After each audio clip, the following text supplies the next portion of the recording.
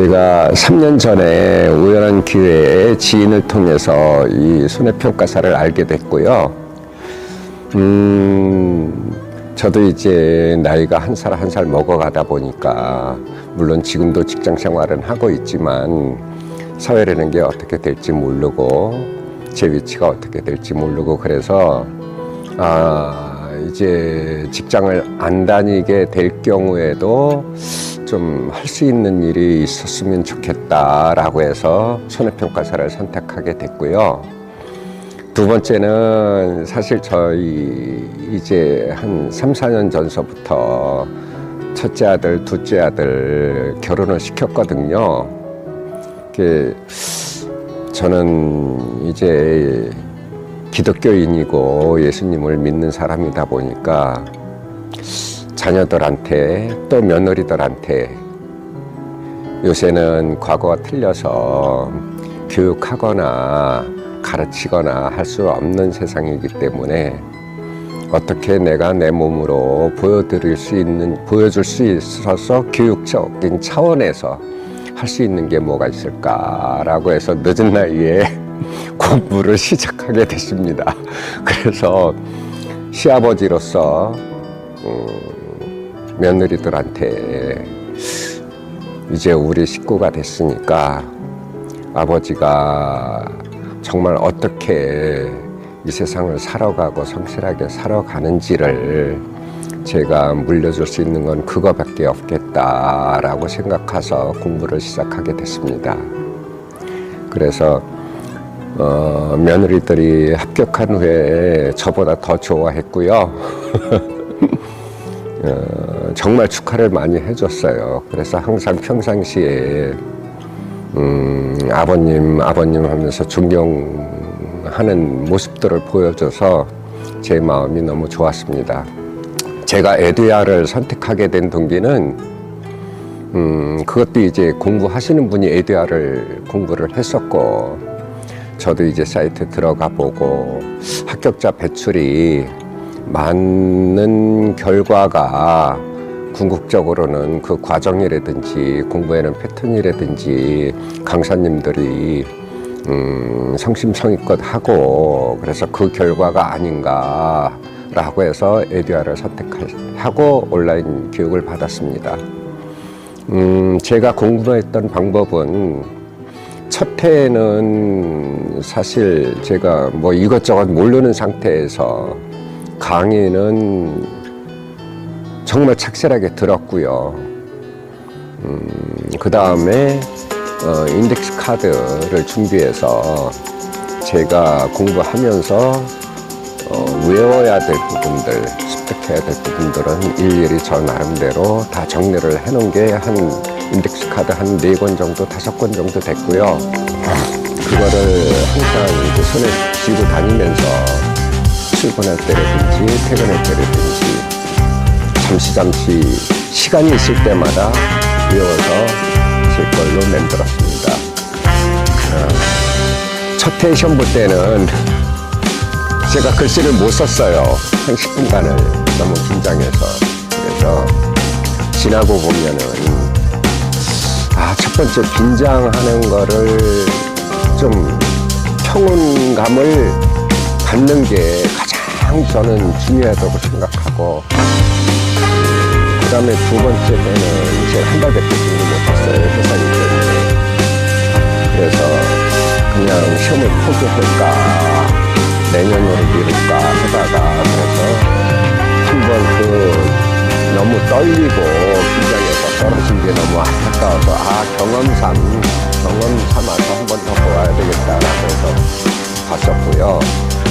이제 세 번째 해는 그래도 제 머릿속에 이제 눈에 들어온 과정이 있었고 그래서 천천히 공부했어요. 대신 집중적으로 인터넷 강의를 들었고요. 강의 듣고 나서 책을 보면서 꼼꼼하게 봤거든요. 그리고 3개월 정도 남겨놓고 나서는 문제풀이를 시작했는데 그때 병행한 게 어떤 방법이었냐면 1과목, 2과목을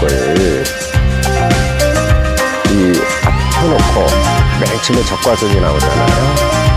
그러면 적과전을 예를 들면은 1, 2과목을 펴놓고 저희가 그 책을 안 보고 제 머릿속에 있는 거를 A4 용지에 처음부터 옮겨 적기 시작했어요. 그러니까 1과목에는 맨 처음에 이제 종류가 나오고 그 다음에 2과목에는 이제 수능평가 방법이 나오는데 그거를 처음부터 1, 2과목 합쳐서 제가 예수형제 정리를 했거든요. 그런 과정으로 쭉 이제 1과목, 2과목을 한꺼번에 제가 수능평가 결과까지 나오는 결과까지를 이제 교원계약서부터 시작해서 정리를 하고 그거를 이제 두 번 정도 했습니다. 그리고 이제 문제 풀 때 함정이 참 많잖아요. 그래서 풀고 나서 틀린 부분에 대해서는 함정 부분을 다시 체크를 하고 그때 제가 틀린 부분에 대해서는 다시 책을 펴서 그 부분을 제가 다시 습득하는 방법으로 기억을 했습니다. 중요한 것은 마지막 단계에 가서는 시험 출제자들의 의도가 뭔지, 뭐를 묻는지를 빠른 시간 안에 파악하는 게 가장 제가 볼 때는 중요하다고 생각했어요. 점차 서술형 문제로 많이 나오다 보니까 지문이 많다 보니까 거기서 시간을 많이 뺏기거든요. 그리고 이제 함정도 만들어 놓고 많이 생각을 하게끔 만들다 보니까 그 문제를 쭉 빠른 속도로 읽어가면서 여기서는 예를 들어서 고추 요번에 10회 나온 거 보면은 결국에는 지문은 많지만 어려운 게 아니었었거든요. 생산비 보험금 구해는 거잖아요. 결론은 그거를 가장 먼저 빨리 파악을 해서 그 공식에 대입해서 푸는 게 참 저는 중요하다고 생각을 했습니다. 문제를 풀면서 어찌됐든 간에 제가 3년 만에 시험을 합격을 하고 제가 뒤돌아보면서 앞으로 공부하실 분들한테 좀 말씀드리고 싶은 거는 첫 번째는 목표의식이 명확해야 된다. 그래야지만 참 어려운 공부 포기를 안 하고 갈 수가 있겠구나 생각을 했고요. 두 번째는 절대 포기는 없어야 되겠다. 제가 작년에 첫 번째나 두 번째 시험 봤을 때 포기를 했다면은 이 좋은 결과가 없겠죠.